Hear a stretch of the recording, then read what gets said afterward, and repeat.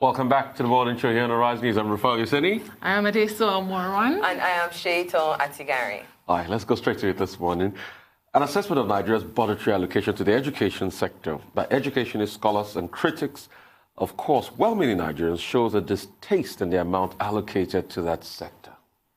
Now, since the year 2000, Nigeria's budgetary allocation has fallen short of the United Nations Educational, Scientific and Cultural Organization, UNESCO's recommendation, which says developing countries should allocate 15 to 20% of their national budgets to education. And for many analysts, the funding revolving between a paltry 5% and 7% of the national budget remains the greatest challenge of improving the sector. But before we kickstart today's discussion with Dagga Tolar, a socialist,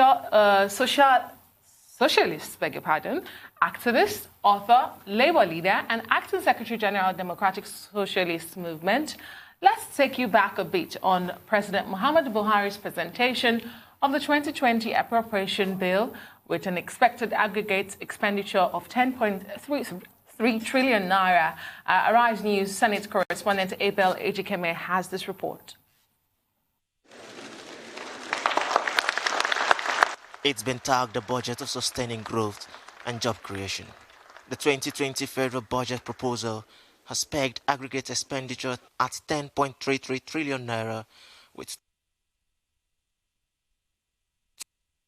4 trillion naira earmarked for capital expenditure. And close to the amount budgeted for capital expenditure is debt service. It's been estimated at 2.45 trillion naira. The federal government adopted an oil price benchmark of $57 per barrel, a daily oil production estimate of 2.18 million barrels per day, and an exchange rate of 305 naira per US dollar for 2020. With a very poor revenue generation in 2019, President Buhari says the sum of 8.155 trillion naira is estimated as the total federal government revenue in 2020, a 7% increase over the 7.594 trillion naira of 2019. To this end, Buhari has proposed a draft finance bill which seeks an increase of the value-added tax rate from 5% to 7.5%. He says the 2020 appropriation bill is based on the new VAT rate. Accompanying the 2020 budget proposal is a finance bill for your kind consideration and passage into law. This finance bill has 5 strategic objectives in terms of achieving incremental but necessary changes to our fiscal laws. These objectives are: A, promoting fiscal equity by mitigating instances of regressive taxation; B, reforming domestic tax laws to align with global best practices; C, introducing tax incentives for investments in infrastructure and capital markets; D, supporting micro, small, and medium-sized businesses in line with our ease of doing business reforms; and E, raising revenues for government. On the recurrent non-debt expenditure, 3.6 trillion naira is earmarked for personnel and pension costs. President Buhari says the sum reflects the new minimum wage as well as proposals to improve remuneration and welfare of police and armed forces. We will also sustain our efforts in managing personnel costs. Accordingly, I have directed the stoppage of the salary of any federal government staff that is not captured on the integrated payroll and personnel information system platform by the end of October 2019. All agencies must obtain the necessary approvals before embarking on any fresh recruitment, and any contraventions of these directives shall attract severe sanctions.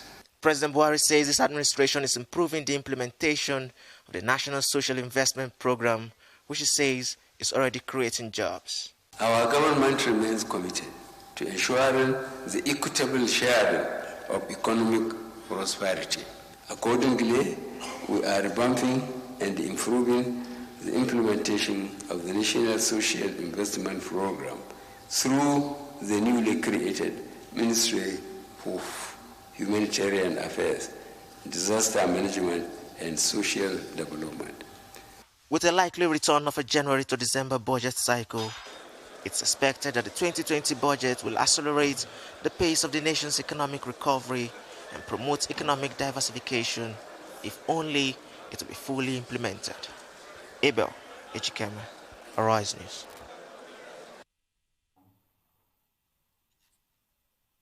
Well, there you have it. Let's bring in our guest, Dagga Tolar, activist, socialist, author, labor leader, and acting General Secretary General, Democratic Socialist Movement in Nigeria. Thank you so much for joining us this morning. Good morning, Nigerians. Well, there you have a breakdown of further figures for the education sector we're discussing. 48 billion for capital expenditure, 112 billion for UBEC, and so on. Recurrent expenditure as well there. But once again, the 2020 appropriation bill lacks sufficient funding for socio-economic sectors such as the health and education. In your opinion, what do you think is responsible for this recurring decimal? Is it the fact that there's no funding, or misplaced priority, or we just don't understand the linkage between education, funding the education sector, and national development? Well, I'm extremely excited to be here this morning. When you take a peep into the 2019 budget, from a figure of 3.83 trillion to an increased figure of 10.33 trillion, you will expect that this increase will greatly reflect, increase in all the key sectors of the economy. And like, the analysts have rightly identified, education, health, these are key critical sectors of the economy. Indeed, education is extremely very important. It provides the necessary human capital with which the whole of the economy itself will be built and will be developed.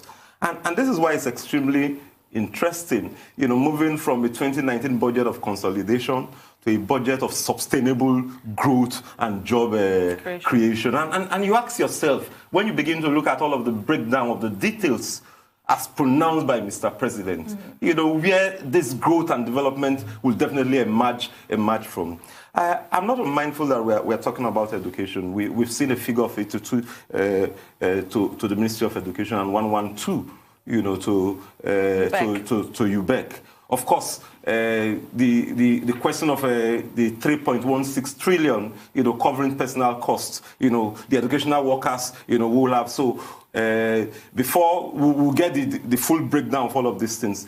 But it's clear that whatever we get from this breakdown will mean, a huge drop in terms of investment in education. And we've not had it so bad in the past 20 years in relation to education budgets in Nigeria. If you take a look at what we've been receiving for education in the past period, last year we had a figure of just less than 7%. Interestingly, Mr. President offered Nigerians a figure of 400 and, if I'm not mistaken, 430-something billion. It was the National Assembly, the Senate, that jacked it up to 602 billion. And this says a lot. 2018, you had 6.5 billion.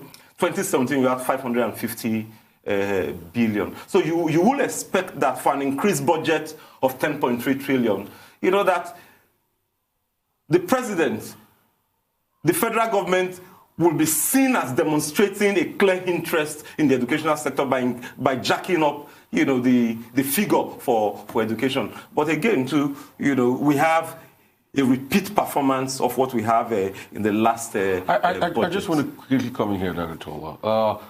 Bill Gates, the richest man in the world, second or third, no matter the scale you look at it, came recently, and we all know his antecedents with work on charity and national development. He came recently, a couple of years ago to Nigeria, and he says, there is a shortfall in social investment, and that's the reason for poverty. A lot of people shut Bill Gates down, said, you don't know what you're saying.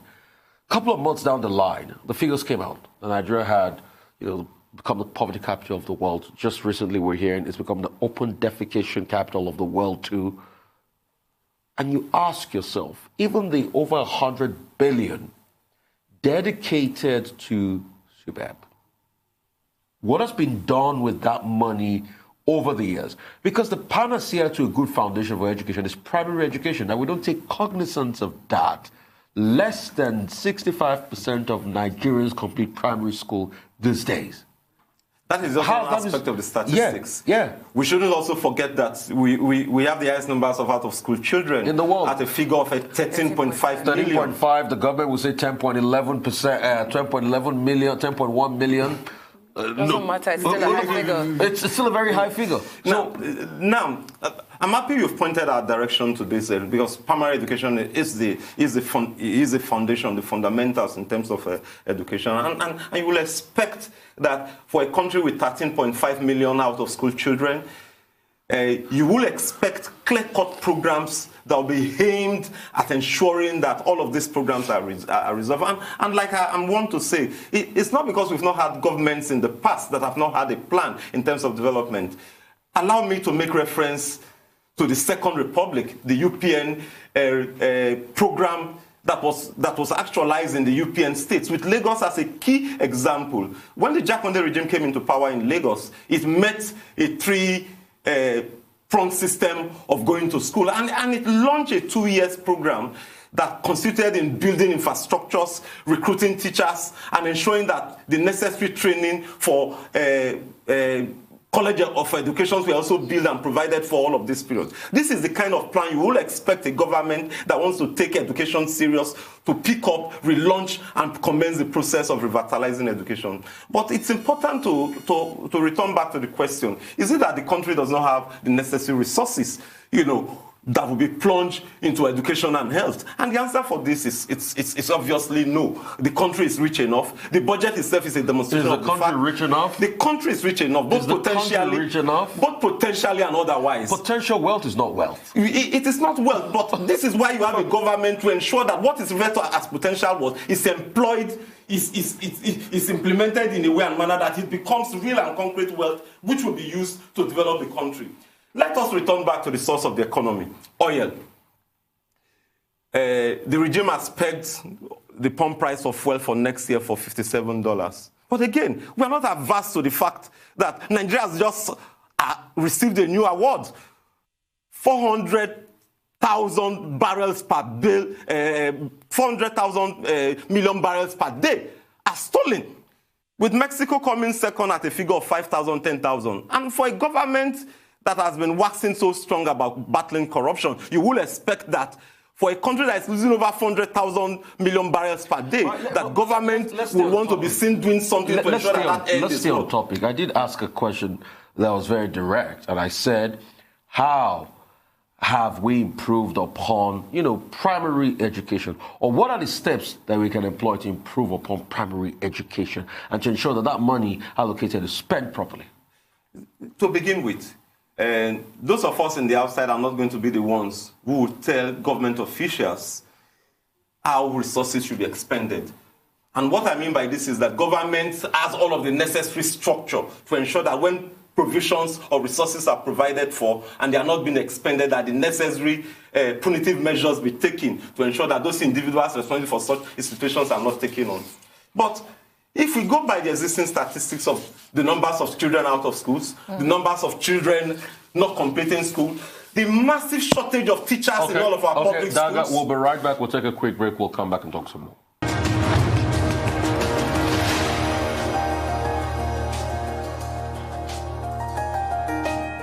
Welcome back to the morning show here on Arise News. We're still in discussion about the education sector with Mr. Dagga Tolar, a social activist, author, labor leader, and acting secretary general for the Democratic Socialist Movement. Now, before the break, we were talking about the deficiency in numbers, and I just wanted to take you to the Universal Basic Education Act in 2000 that was put into law in 2004 that says that there must be free compulsory education for every Nigerian child from the ages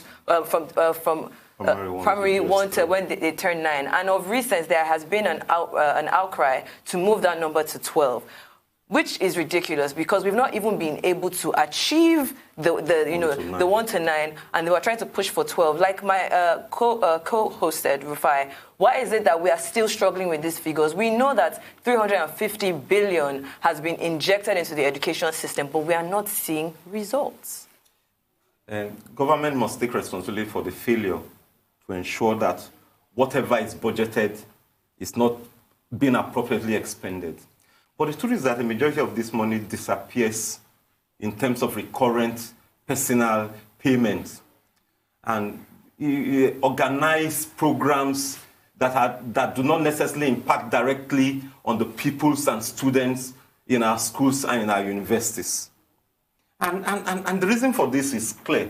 You have an educational ministry that is presided over by bureaucrats, and the majority of those in the fields are not part and parcel of the process of determining the policy program, thrust and directions of how programs and resources should be implemented, both in the primary, secondary, and in our universities. And I will just use ASU as an example here, because ASU has had a very long history of drawing attentions of all Nigerians to the underfunding that has been taking place in our various universities. And going by existing statistics, between 1992 and now, ASU has had to go on strike for 21 times.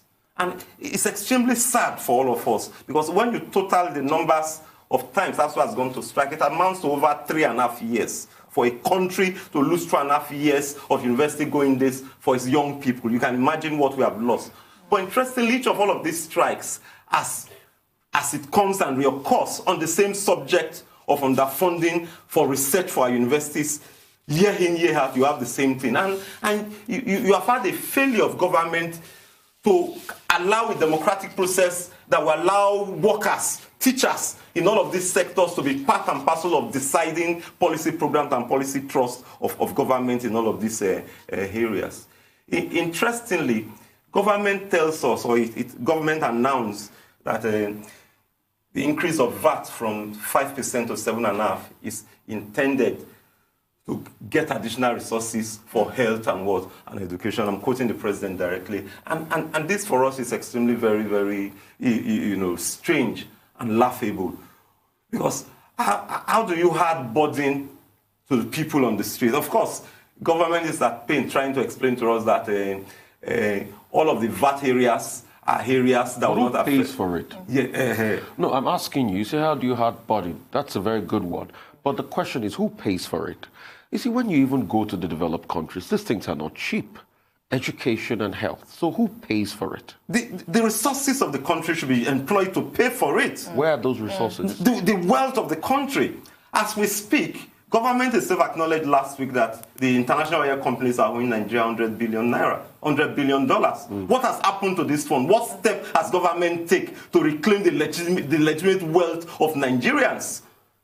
These are huge, vital issues. The country needs all of its resources that will be expended in ensuring that the country is what is developed.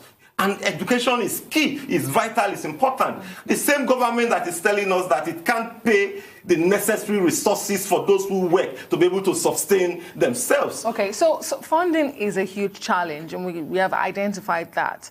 But I'm wondering if increased funding translates to quality education. And that's goal number 4 of the SDGs, 2030.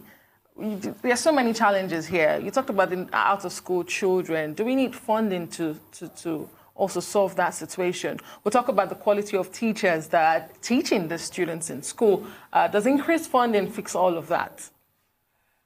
Now, the question of quality is in 3 forms. Teaching is extremely vital. The state and quality of the College of Education or University of Education in the country and universities in entirety.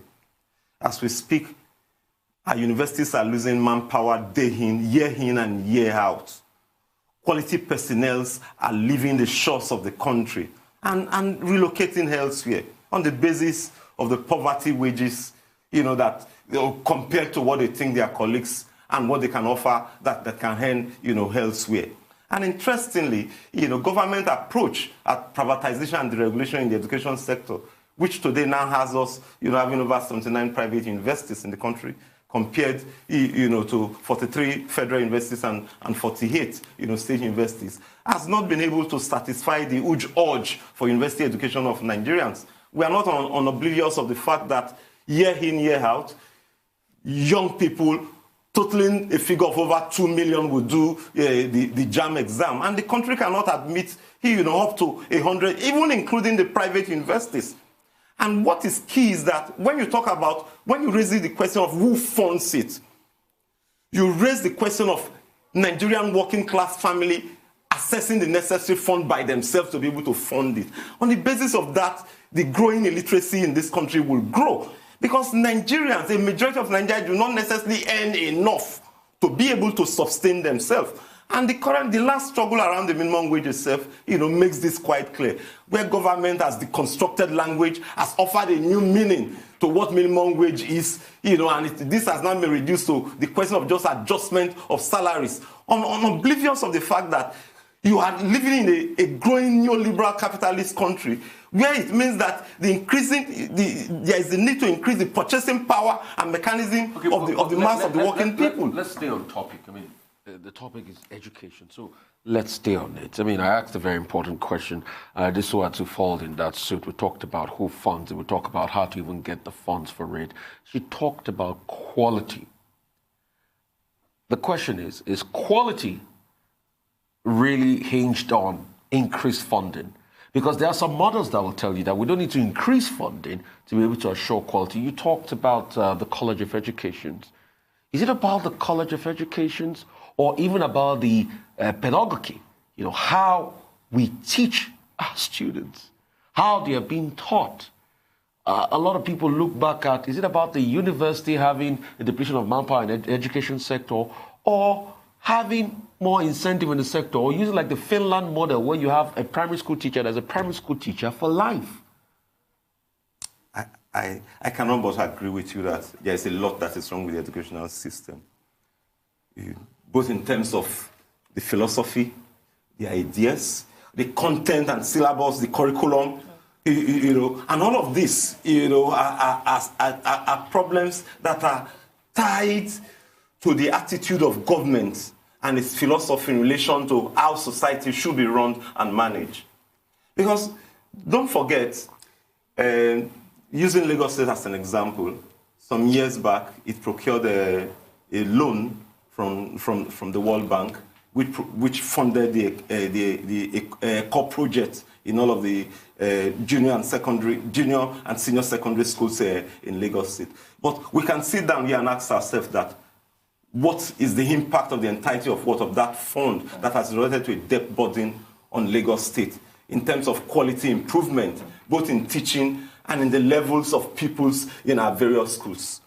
Yes, so we are correct. But fundamentally, when we raise the question of where the fund will be gotten from, we must return back to the state and nature of our society and how we define what would be the role of the state and the supervisory role in all sectors of the Nigerian economy. In spite of how government, philosophically, given its own economic outlook, tries to create the alternative impression that it is privatizing, it is deregulating, and on that basis, it will not play, its expected role. Indeed. Interestingly, I like how you brought in the states, because the state's development agenda is something we seem to always shy away from when we talk about education. These socio-economic indices that are very pivotal for an emerging economy like Nigeria. You mentioned Lagos State. We are yet to see the breakdown of the budget of the state. I remember a newspaper just sued, is asking the state to open its books, especially for education. Let's see what you spent over the years. That has not been opened. And we have many other states who have not really, opened their books. Are we shying away, or have we overlooked the responsibility of the states in improving local governments? Exactly, and local governments in improving the education sector? And very quickly, I just want to ask you, despite all of this, do we have any quick fixes to fix this sector? Any low-hanging fruits that we can begin to look at beyond funding?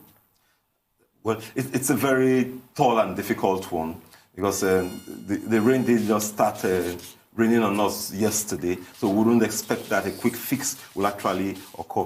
But, I'm so marveled that I don't have to go outside the shores of Nigeria to dig example. And the very first quick fix that we must begin with is for a government that has the will, the drive for this country to be developed. And if we don't have that, we cannot but, applaud the kind of budget we currently have, where, the huge figure for debt servicing itself is a huge takeaway of resources that is needed for what? For the key sectors of development of the economy. For the first time for a very long time, the Buhari regime has allotted some resources to Ajaokuta, which for people like us is a very big positive news after all of these long years of government trying to run away from the fact that industrialization cannot happen if you are not investing in steel production. But in saying this, in relation to education, government must also clearly understand that ultimately it holds both the yam and the knife in relation to Nigeria, and that much is also expected from it to provide the necessary drive. But we'll be running away from the truth if we tell ourselves that with all the money, if we were to hand over all of the budget to education, that in itself will translate to the fact that the fundamentals in education will immediately be overturned. That we're running away from it. Thank you so much. It is possible to begin to lay that foundation with government in the driving seat. Well, like to say a big thank you to you. I know you wanted to say even more about the need for government to be able to come into this process and rejig it. But thanks so much, Dagga Tolar. It's always a joy having you.